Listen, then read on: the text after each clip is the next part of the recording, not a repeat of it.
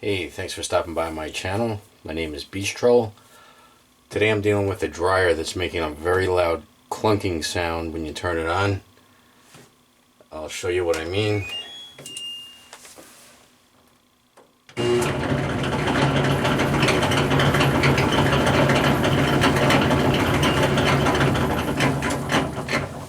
And when there are clothes in the dryer, it actually sounds worse than that. I think I have an idea of what it is, and I will show you that in 1 second. This dryer is a front load.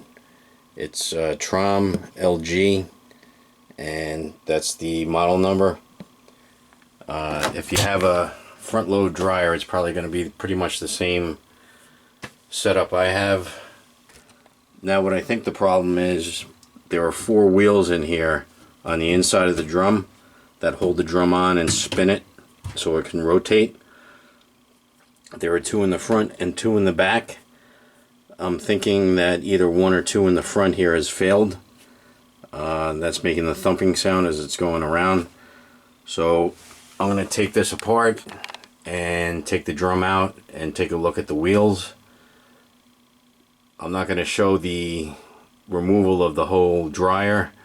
You can Google that and find that online for your specific model. Before you take your dryer apart, you want to unplug it from the electrical outlet. I have the front of the dryer removed, the door. You want to make sure all your electrical connections are unplugged.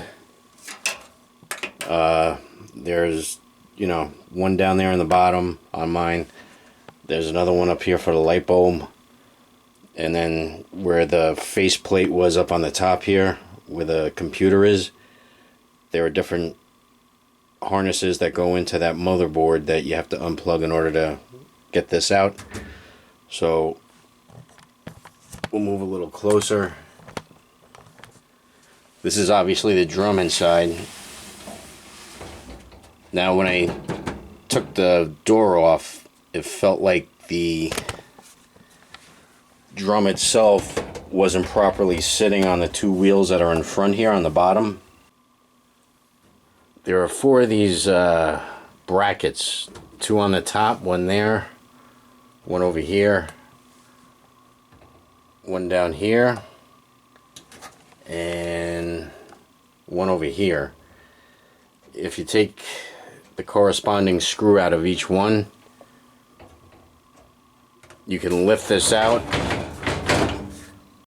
Okay, just basically take that off, and then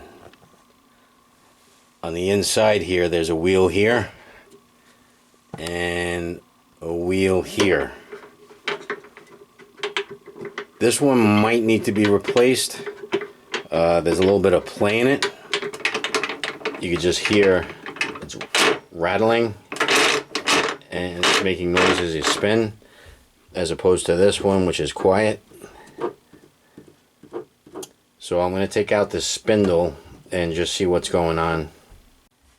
I just have a 14mm socket on a ratchet, and you just use pliers or channel locks and just take that nut off. And once you get the nut off, there's a washer on the back end too with the nut, so hold on to that. Just take the spindle out and we'll see what's going on.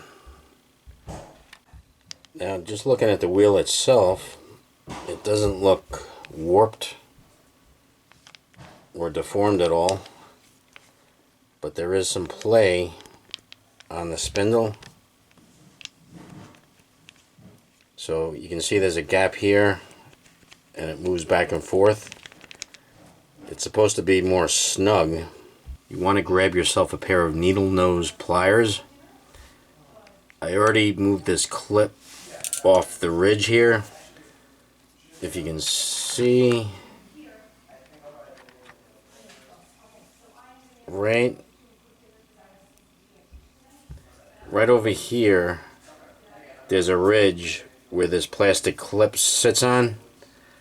So I just use the needle nose pliers and just get a good grip and then pull it off that ridge. And we're going to remove this clip completely off and take the shaft or the spindle off the wheel. Now, a few years back I had replaced another wheel on this, and at the time they said to replace the wheels in pairs, which I did, so I have an extra wheel. I'm going to put this one on. It's a little bit more snug. And then I'm going to replace this plastic clip and just put it onto that ridge. Now there is still some movement, but it's a little smoother, so I'm going to put this back on and see how it spins. Take your washer, put it on the axle, and then we're going to feed that through the hole.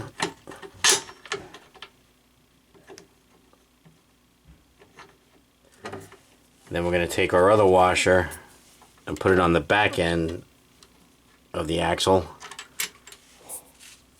and put the nut on with our fingers. Okay, I have my 14mm socket on the nut and my channel locks on the other end of the axle. You could also use a 10mm socket on this if you want, instead of the channel locks or pliers. I'm just going to tighten this down.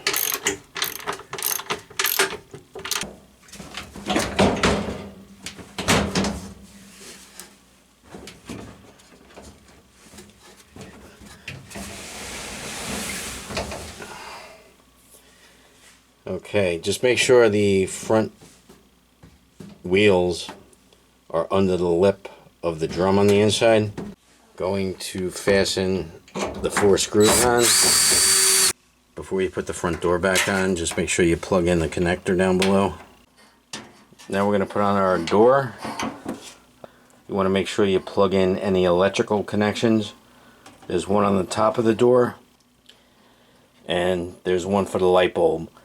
You want to connect those two before you fasten the door to the unit. Then we're going to put our faceplate for our computer panel up here. I just put the faceplate for the motherboard for the computer on, and I re-plugged in all the corresponding harnesses. They're all color coded, which makes it, easy. So now I'm going to plug the dryer back in before I put the lid on, and I'm going to turn it on and see if the sound went away. Turn it on.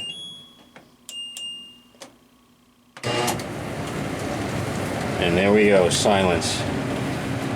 Most places recommend that you replace them in pairs. That's up to you. As you saw from me, I didn't have to. But in a previous repair, I ordered 2 of them, which came in handy because I had the spare one on hand already. So it's up to you, it's your decision. But that's pretty much it. So if this video helped you out, I hope it did. If you wouldn't mind maybe clicking like and consider subscribing. Check out my playlist. I have a lot of videos on home repairs, home maintenance, car repairs, car maintenance. So thanks so much for watching, and I'll see you on the next video.